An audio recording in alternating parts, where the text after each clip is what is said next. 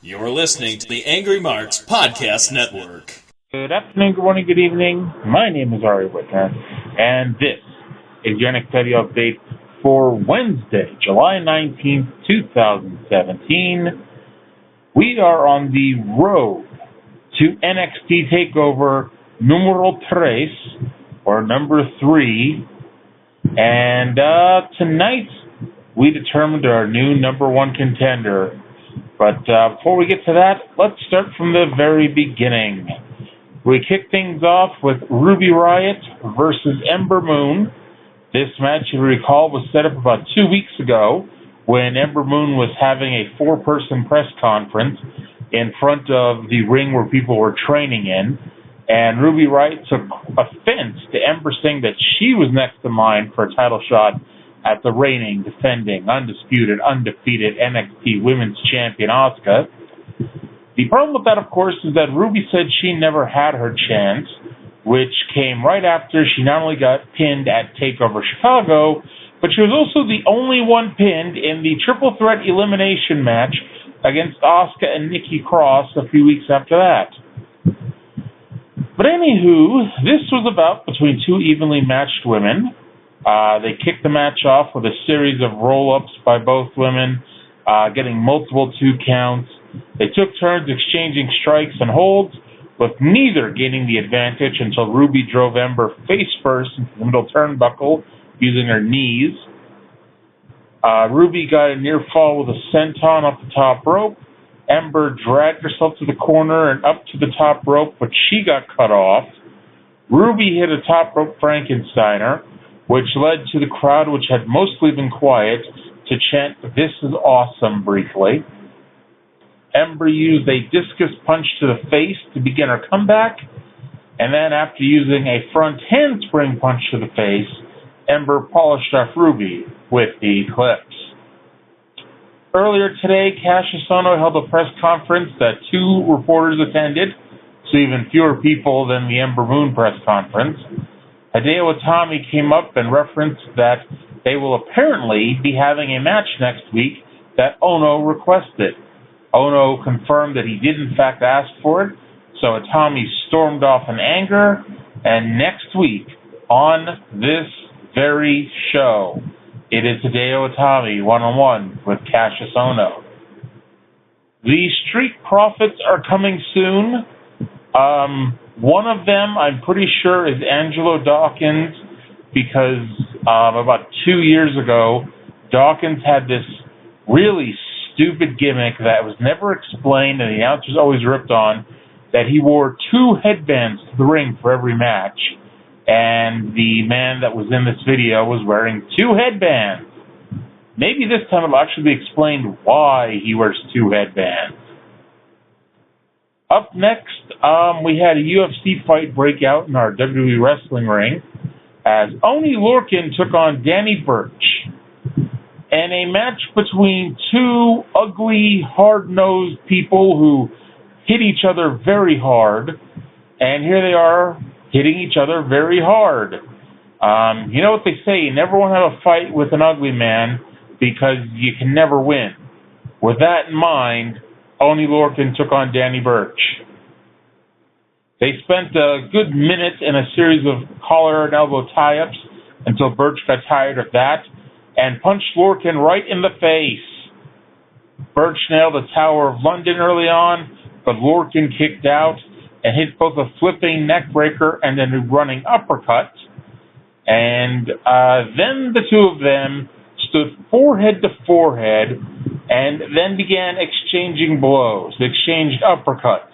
Lorcan hit a bunch of palm strikes. And eventually Lorcan got the best of it. And at some point here, he busted up Danny Burch something fierce here. I'm not sure if they told him to take it home from there, but the match didn't go much longer as blood gushed out the nose of Danny Burch. Lorcan was serious for a minute, applied the rolling half crab for the tap out, and this was a hard-fought match. And after the match, they shook hands. Burch demanded a rematch, The fans vehemently approve as Lorcan nodded his head, and we're going to have a third match at some point. It is fiesta time in the NXT arena as No Way Jose, who has dropped off the face of the earth since he was injured by sanity before WrestleMania, is here to take on Cesar Bononi. In case Cesar Bononi sounds familiar, he is the man who 2 months ago or so randomly defeated Andrade Cien Almas and then fell off the face of the earth. So these two found each other floating out in time and space, and they both returned to Earth and are here to do battle. Very quickly, we may have found out why these men haven't been on TV for a while, as Bononi mistimed a drop kick and kicked Jose right in the face. I don't know. I know it ain't ballet, but Jose was probably hurting from that one. Coincidentally or not, that was when Jose made his comeback and won with the pop-up punch to the face. After the bout, Andrade Cien Almas stormed to the ring with a woman referred to as Who's That Lady, who's Thea Trinidad, by the way, and attacked Bononi. He was so angry about that loss that he stewed for 2 months. Jose returned to the ring to run off Almas, and that appears to be the next feud for both men. And then we got the main event. It is Drew McIntyre, the undefeated Drew McIntyre, versus the undefeated Killian Dain, who will follow in the steps of Kevin Owens and Shinsuke Nakamura and head to NXT TakeOver Brooklyn to challenge for the NXT Championship of the World. Two people tried to get a shave your back chant going at Killian, and I heard a story in a recent Observer that there were periods of time where fans were trying to start chanting and applauding, and other fans told them to shut up so they could hear Mauro Ranallo's commentary, because Mauro is really loud and his voice carries. I'd like to hope that this was when they told each other to shut up, because, just shut up. Anyway, Killian took over by running over Drew. Nigel said that Killian had the size of giant haystacks, but the speed of Terry Gordy, which made me want to try out my Terry Gordy impersonation. And needless to say, by the fact that I'm not doing it, shows that I need to work on that. Killian is good enough and believable enough that watching him wrestle, I feel like I'm watching a fight and not just a random collection of pre-planned spots. Mind you, how many fights feature an Irish whip, but you know what I mean.